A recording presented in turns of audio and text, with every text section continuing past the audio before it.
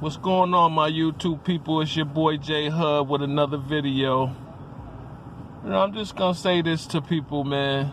I wish I can get some more supporters, some more people to comment on the things I be saying. I know I'm not really talking about no deep topics and stuff like that. I'm just touching the surface because I'm trying to build up my platform.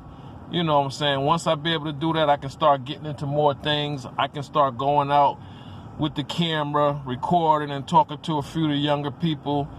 I got something set up with this young guy who,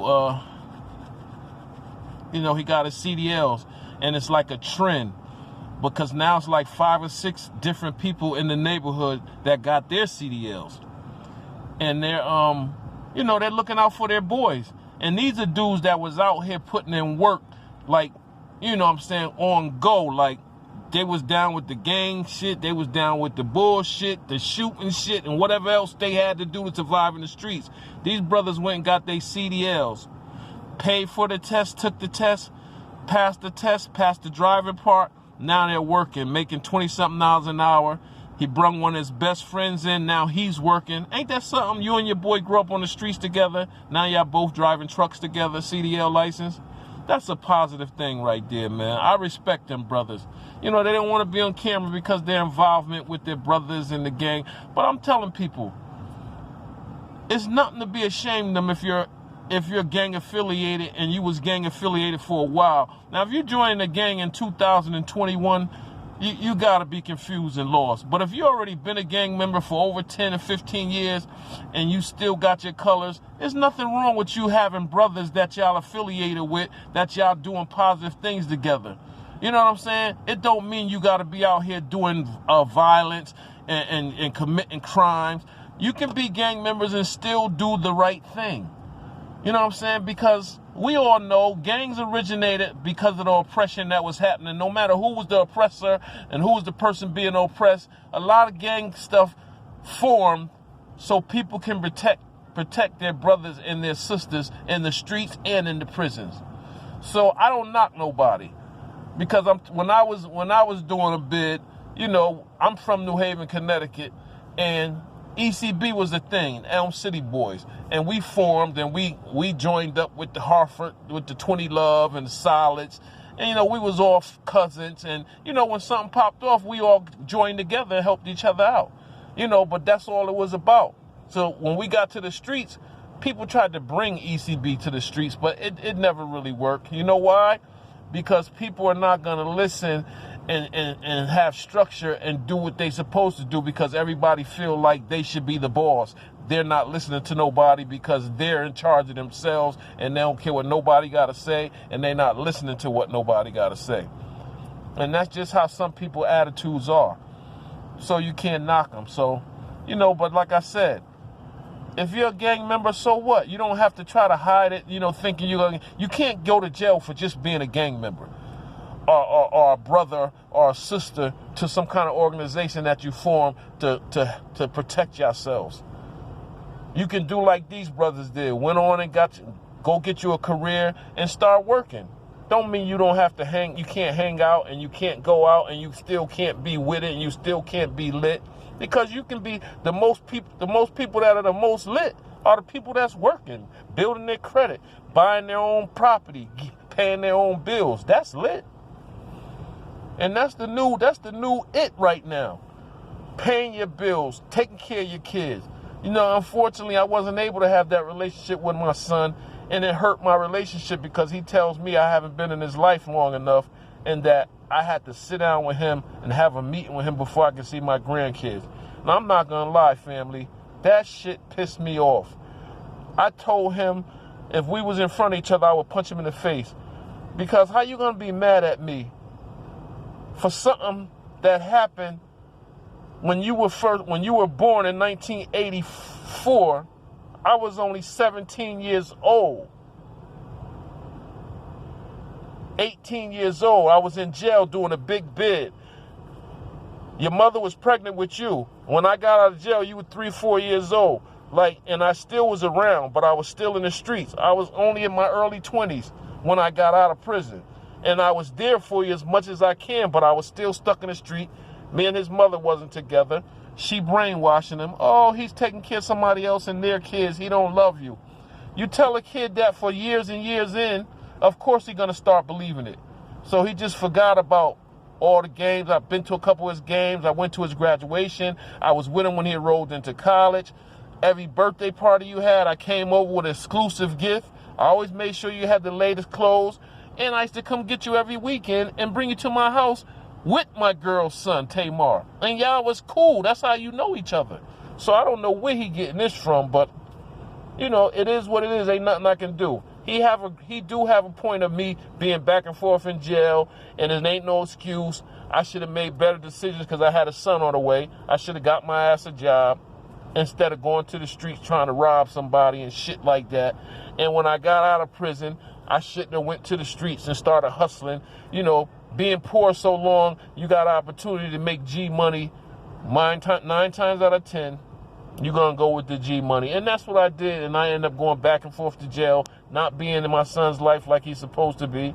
He has my entire name.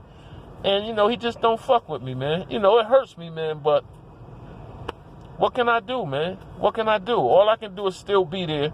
And, you know, how many other times me and my wife tried to say something to him on Facebook or email him or text him, you know, no response. So, you know, I just got to let it go, man. You know, I have my daughter, Tiffany. You know, her mother just passed away, Talena Corley. Rest in peace to her. That was my heart. You know, we was together 26 years.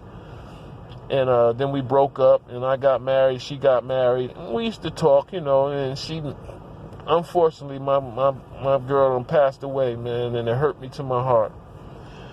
But I still have my stepson, Tamar, by her, and, you know, that's my son. You know, his father's Carter, but, you know, we cool, and that's his father, but he know I'm his stepfather. He know I helped raise him, and my daughter, Tiffany, you know, and I had a younger sister, Jamie, who got killed 10 years ago by this girl playing with a pistol. You know, if y'all look at one of my older videos, y'all will hear all about me talking about my youngest daughter that was shot down at 16 years old. You know, so your boy's been through a lot, man. That's why I'm trying to be positive. I'm trying to build this platform. I'm trying to get me some better equipment, at least another camera, so when I'm outside, I can record, stop, and I can do better videos, because I know this ain't really it right here on the phone or on the laptop. But I'm going to stick with it, man, and I'm going to finish these 2 classes, and I'm going to get my next degree, and I'm going to walk across that stage, Bertus Magnus in New Haven, Connecticut, and I'm going to have my head up, a proud 55-year-old getting his bachelor's degree in human services. And I'm not going to quit. I'm going to go on for my master's. That's my goal, to get my master's degree in social work. And that's my goal, and I'm not going to stop. I'm going to keep on.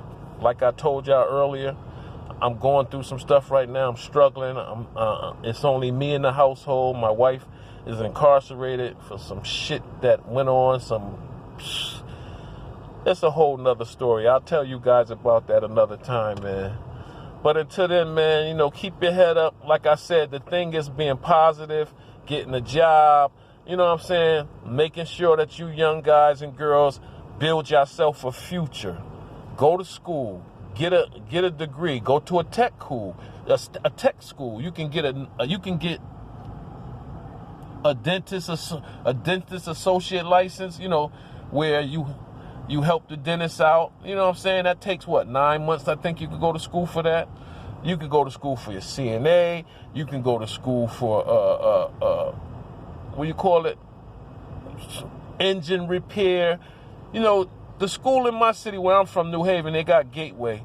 You can get an associate's degree, and you don't have to pay nothing. You get that Pell Grant, and it's enough for you to go to school. And at the end of each semester, you even have money left over for books, finances, or whatever else you might need. You know, that's why I don't understand how more people are not in school. Even older people, they have night classes. They have schedules for people that work. You can still go to school in the evening. The DART program, what I get, the drug and alcohol recovery counselor degree. I got my associate's degree in that field. I could have just got the certificate. That only takes a year. You do the main courses and you're certified as a drug alcohol counselor, and you can get a good job in that field, but you can go for the extra year and get your associate's degree in that, and then you can probably move on to your bachelor's at another college somewhere. And that's what I did. And I'm going to continue. This COVID-19 thing happened, so it put a lot of stuff on hold. I understand that. I have to re-register for school. I have to get back accepted with the financial aid because something happened with my, something about my 2018 taxes or something. I got to figure it out. I got to go, when they open back up, I got to go to the school and get it all figured out. But your boy J Hud ain't going to stop, man. You know what I'm saying? And this channel is about positivity, and it's about, trying to do the right thing. But once in a while, I will hit the media up and talk about some things that's going on in the media. Because, sometimes that stuff is interesting and people want to hear it. Like the thing with Pop Smoke, wish jail on nobody, but I wish death on nobody neither. Them young brothers, they assume innocent until they're proven guilty or whatever. And I'm not going to say they're guilty, but, there's been arrests made. And if this happened the way they say it happened, these are kids too. These are kids that killed that 20-year-old young kid. 2 juveniles and 2 grown people, or 3 grown people, whatever it is. It's a sad situation. And that's why I say us as black people, we have to do better than that. Why couldn't y'all just go to the man party and instead of lining them up like that, for a bunch of burglaries in different streets and areas in that in that neighborhood? It's just terrible, man. It's terrible. It's terrible, man.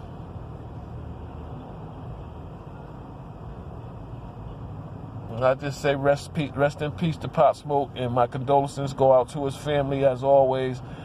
And I just wish black people and Spanish people stick together more than black people. I gotta say that, because they do. We need to get it right, man. We need to stop this. This world was never built on equality. We're never gonna be looked at as equal to other races. They're always gonna look down on us. They're always gonna say, "Oh, there's a black guy. He's a thug. He's a gangster. He's a drug dealer." And I think that's not and that's why the cops target us like that, because they think all black people that's in the hood or got loud music or got a nice car, they've been selling drugs or they've been committing some kind of crime and they deserve to be locked up. Now, you got a lot of young black brothers that ain't never sold drugs in their life. Got their own property, they nice cars and everything, and they ain't never sold drugs in their life. They have to stop looking at us as if we're all drug dealers or criminals. We have black people that are that, but we also have white people that are that too. But they don't look at all white people as selling drugs. Or as, look, you got, who does most of this crazy killing out here in the world? Like if you look on the news, CNN and all that, you see all these white dudes, serial killers going around killing all these girls, molesting all these kids. These white people now, do the police see all white people as that? No, they don't. But for some reason, black people get targeted. They see criminals, so they see all black people as criminals. Tell me that's fair assessment. No, it's not. It's nowhere near fair assessment. They're treating us as if we're all criminals. Even some of the black sports players and stuff be targeted because they got nice cars and they might be in the wrong neighborhood and they get targeted and profiled, and all of a sudden they're being pulled over and locked up. We just need better police, and I don't think they need to defund police departments, because like people said, the world would be chaotic because you got a lot of ignorant people that would feel like it's green light, it's time for me to just go crazy, beat up, kill my own people in my own neighborhood, just go crazy for some money. So I don't think defunding a police department is the right thing to do. I think what they need to do is ban that chokehold takedown, especially when the guy's not violent at all. And if he's resisting a little bit, you grab him. You got 3 or 4 people, grab him, handcuff him, put him in the car. You don't have to slam nobody to the ground. They can hit their face, they can hit their head. It's just not a good look, man. So they need to retrain people. That's what they need to do. Retrain these police officers. And if you got police officers that are racist or that making racial remarks at the job, their co-workers need to put their ass out there and stop with this blue wall thing. Well, I could keep going on and on, y'all. I'm going to stop right now because too long of a video. People just look at it, then they click it off anyway. And, you know, I ain't got enough clientele of viewers and subscribers. So I don't want to go too long. It's your boy J Hud. You know, I had a couple drinks, you know, so I'm feeling a little tipsy. But your boy, man, is just trying to make it, man. I need some support for you guys. I need you guys to comment. I need you guys to like the video, share the video. And if I'm doing something wrong or saying something wrong, put it in the comment section. I'll conversate with you. I'm not going to go crazy. Even if you say something I don't like or something disrespectful, I'll probably read it. And if it's disrespectful, I'll just go on past it, man. It ain't going to hurt me, man. It's just going to make me stronger. It's your boy J Hud, man, and I'm out, man.